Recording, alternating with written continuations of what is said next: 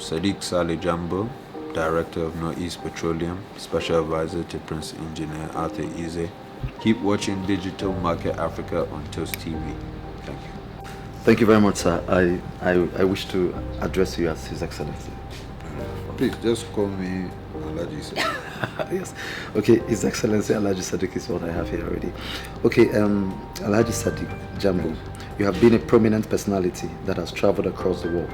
Yes. What are you known for, actually?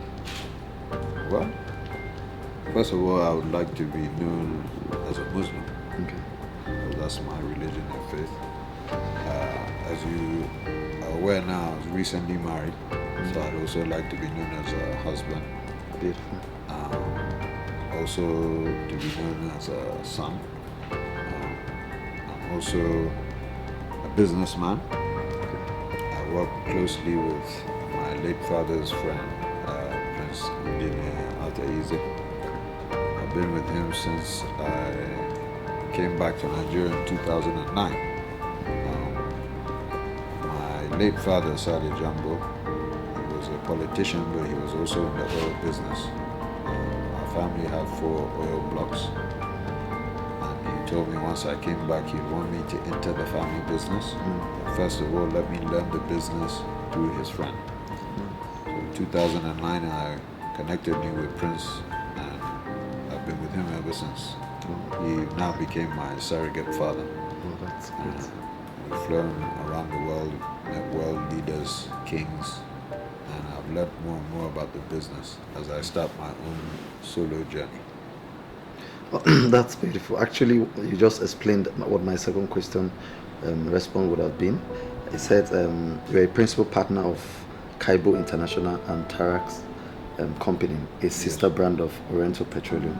What particular role do you handle as you are Oriental Petroleum is an Indonesian company, so we don't have any affiliation there. Okay. Kaibo Trax was a company I brought to Nigeria in 2014. Okay. So major Kaibo is a huge Chinese company, one of the top 10 largest construction companies in China. Wow. I partnered them with Prince, who has Trax. As you know, in the early 90s, you had Trax Airline. Trax also does construction and various other businesses around Africa. So we partnered together as a conglomerate. I'm an executive director there. So they've mostly been doing state work in Kogi State. If you go by Wuse 2, the central area where they're building the FRS building, you'll see a Kaibo Trax with the banner there. We're building the Kogi State House, lodge there, hotel and offices there. So we've been doing a few construction business. Over the weekend, it was indeed a colorful wedding over the weekend. How do you feel finally getting married? Alhamdulillah, that's what I'll say. Thanks to God. It's a blessing. You know, people always say you never know what you expect till you get married. But so far, I thank God. I have a lovely wife. She's from a great home, very well grounded, cool-headed. She understands my lifestyle. I travel and move a lot. She's very accepting, patient, accommodating. So far, no complaints. Everything is good. Impressive. Your wedding is in history as the top-notch celebrity wedding, attracted the high and mighties, both in the corridors of power and affluence. Did you feel satisfied with the turnout and the celebration? Well, like I always say to people, I'm not famous, but famous people know me. So the way I see it was I was just celebrating my love with my wife, just amongst friends. Just so happened various dignitaries came to attend and join us at this joyous occasion. But I was most happy to share it with my friends. And most especially, again, as I told you, Prince is my surrogate father. When my father passed away, he said, "This is my father." I told Prince I'm his son. So I was happy to share that occasion with him, because he told me that's one of his wishes before he dies, that I'm married. So I was happy I was able to fulfill that while he's still alive. You take time to get to know someone, so we courted for about 3 years. She has a fashion business, Boysenberry.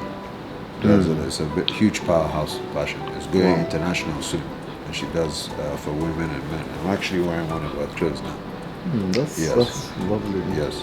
So I met her in a shop. We got to talking, as you do. You bought it for 3 years. No, in Abuja here. She has it in Luse too. She has a shop there. So we got to know each other, and then one thing led to another.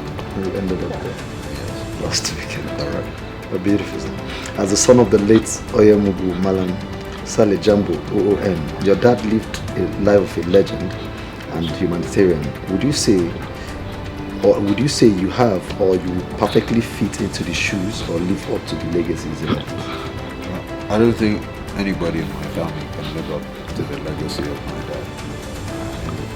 As you know, I can show you after the interview a picture. He was one of the first people, one of my dad's friends, Uncle Isiaku Ibrahim.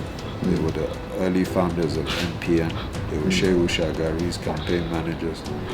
My father was the first person with Isiaku Ibrahim to have private jet in Nigeria. So his legacy is hard to live up to fit into. But we try our best, and I've learned a lot for him, especially with philanthropy. I've started my own. I'm also an ambassador in the Seymour Foundation with my good friend, Dr. Onyeka Ize. He's doing a lot. We have offices now in the UK and Birmingham. It's global, trying to feed people. I've started to build mosques. I'm hoping, God willing, if God gives me the income and strength, we want to build an orphanage and school before the end of the year. That's in Nigeria. So I'm trying my best to fill up the shoes, but I mean, as you know, if you read up about my dad, you know, his best friend was General Babangida, our former president. So that's how I got to know Prince. All these big men in Nigeria were his close friends. So as a child, I grew up seeing these people in my house. So I'm not really even knowing what they were till I grew older. I just saw them as daddy's friends. I didn't know who they were till I grew older. So you still kept the relationship? Yes. He was married to my mom for over 50 years till he died. He had one wife. He raised 8 children. He sent us all abroad, paid our school fees. I was born in the UK. You know, he fed us, took us around the world, showed us the way of life, but also showed us to always remain humble and praise God for the blessings we have. That's why I'm in this foundation as an ambassador, to try my best to give back. You mentioned in the course of the interview that you also want to build mosques. I've built a mosque already, but I want to build more. In Abuja, and also contribute to churches. Yes, I have one outside.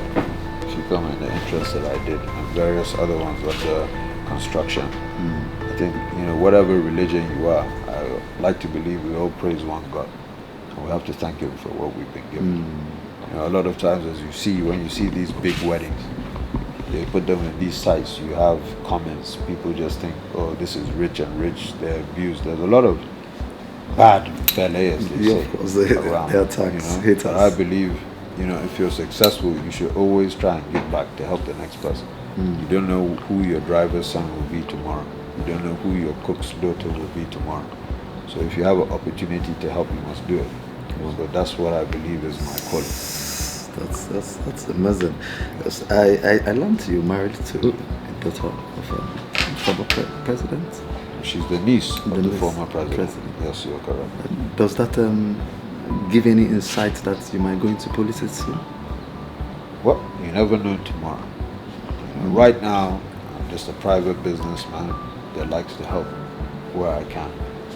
Politicians, sometimes the things get misconstrued. You know, a lot of times people get into politics as a platform to make money or to make riches. I believe in giving back. So I believe once I fulfill that, if people still want me to enter politics and the options are open, maybe I will. You know, my dad was a well-known politician. I followed him in the oil, so maybe I'll follow him in politics. So perhaps if your people call you to come and represent them, you grab the offer. Yes. That's lovely. I hope to see more of that.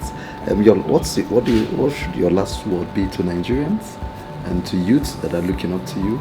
And then perhaps with this not too young to run agenda, what do you have to say to encourage them? I don't think there should be any age.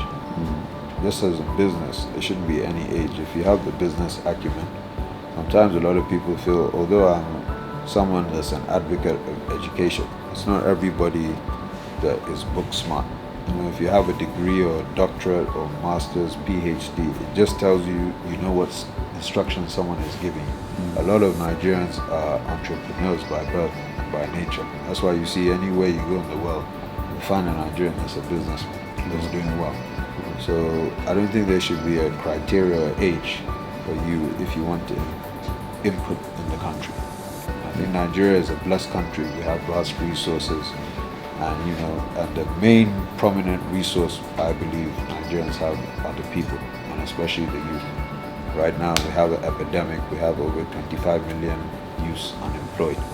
This is what the foundation is trying to do, to try and help soften the blow that people have. People are looking for food.